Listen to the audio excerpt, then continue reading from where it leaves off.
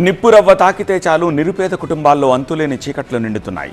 పండుగ వెలుగులు నింపాల్సిన బాణాసంచా తయారీ కార్మికుల జీవితాలను చిదిమేస్తోంది. మొన్న వేట్లపాలెం, నిన్న నాగ్పూర్లో జరిగింది భీకర విస్ఫోటనం మాత్రమే కాదు, వ్యవస్థీకృత నిర్లక్ష్యమన్న వాదనలు గట్టిగా వినిపిస్తున్నాయి. మరి పేలుళ్లు ఆగేదన్నాడు? వరుస ప్రమాదాలతో మార్పు మొదలయ్యేదెప్పుడు? వేట్లపాలెం ప్రమాద ఘటన కళ్లల్లో మెదులుతుండగానే మహారాష్ట్ర నాగ్పూర్లో మరో విషాదం భయపెట్టింది.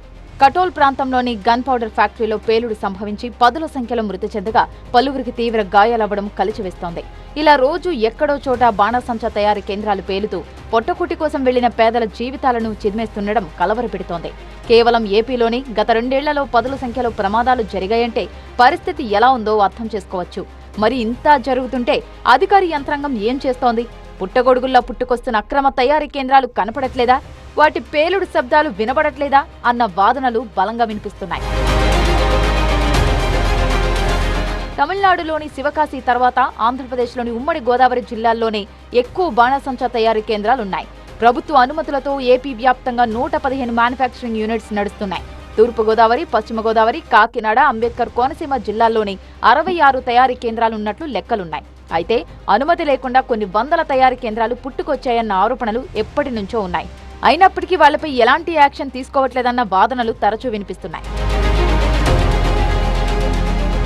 లైసెన్స్డ్ తయారీ కేంద్రాలు సైతం రక్షణ చర్యలను గాలికి వదిలేస్తున్నాయి. నిబంధనల ప్రకారం తయారీ కోసం ఫారం 20, విక్రయాల కోసం ఫారం 24 లైసెన్సులు విడివిడిగా ఉండాలి. కానీ అనేక చోట్ల తయారీ కేంద్రాలనే విక్రయ కేంద్రాలుగా మార్చేస్తున్నారు. తయారీ జరిగే చోట వినియోగదారుల తాకిడి పెరగడం, అనుమతికి మించిన నిల్వలను అక్కడే ఉంచడం ప్రమాదాల తీవ్రతను మరింత పెంచుతోంది. అలాగే పండుగ సీజన్లలో వచ్చే భారీ ఆర్డర్లు, తక్కువ సమయంలో ఎక్కువ ఉత్పత్తి చేయాలనే ఆశతో యజమానులు సేఫ్టీ మెజర్స్ ని తుంగలు తొక్కుతున్నారు. నిబంధనలకు విరుద్ధంగా టన్నుల కొద్దీ పేలుడు పదార్థాలను నిల్వ చేస్తున్నారు. పరిమిత సంఖ్యలో కార్మికులు ఉండాల్సిన చోట డజన్ల కొద్దీ మందిని ఇరుకు గదుల్లో కూర్చోబెట్టి పనులు చేస్తున్నారు. ఇలాంటి అత్యంత ప్రమాదకర వాతావరణంలో చిన్న నిప్పురవ్వ తగిలినా అది క్షణాల్లో పెను విస్ఫోటనంగా మారి ప్రాణాలను బలి తీసుకుంటోంది.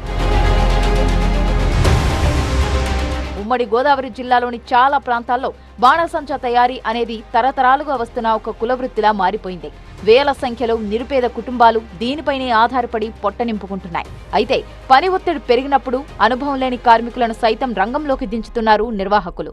గాలి వెలుతురు లేని ఇరుకు గదుల్లో వారిని కూర్చోబెట్టడం కూడా మృత్యువును ఆహ్వానించినట్లే అవుతోంది. ఇక ప్రమాదం జరిగిన వెంటనే అధికారులు హడావుడి చేయడం, తూతూ మంత్రంగా నోటీసులు ఇవ్వడం ఒక తంతుగా మారిందంటున్నారు స్థానికులు.